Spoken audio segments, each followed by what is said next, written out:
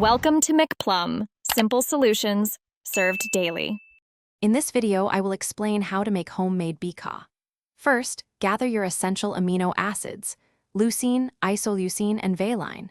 You'll also need a precise scale, a mixing container, and a spoon. Ensure all your equipment is clean and dry before you begin. This process allows you to customize your BCAA ratio and avoid unnecessary additives found in commercial products. It's a straightforward way to manage your supplement intake effectively. To begin, you'll need pure leucine, isoleucine, and valine powders.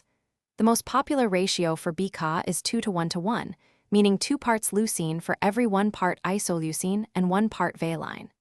For example, if you want a 10-gram serving, you'd use 5 grams of leucine, 2.5 grams of isoleucine, and 2.5 grams of valine. Always use a digital scale for accurate measurements to ensure proper balance.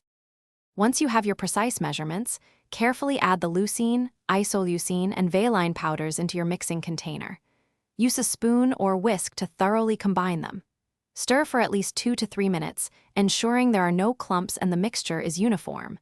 If you're adding a flavor, mix it in now, making sure it's fully incorporated.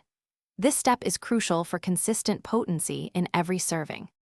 For optimal freshness, store your homemade BCAA powder in an airtight container, like a sealed jar or a resealable pouch.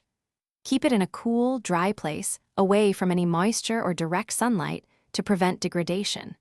When ready to use, simply mix 1 serving, typically 5 to 10 grams, with 8 to 12 ounces of water or your favorite drink. Enjoy your personalized BCAA blend to support your fitness goals. Thanks for watching. Stay juicy and subscribe.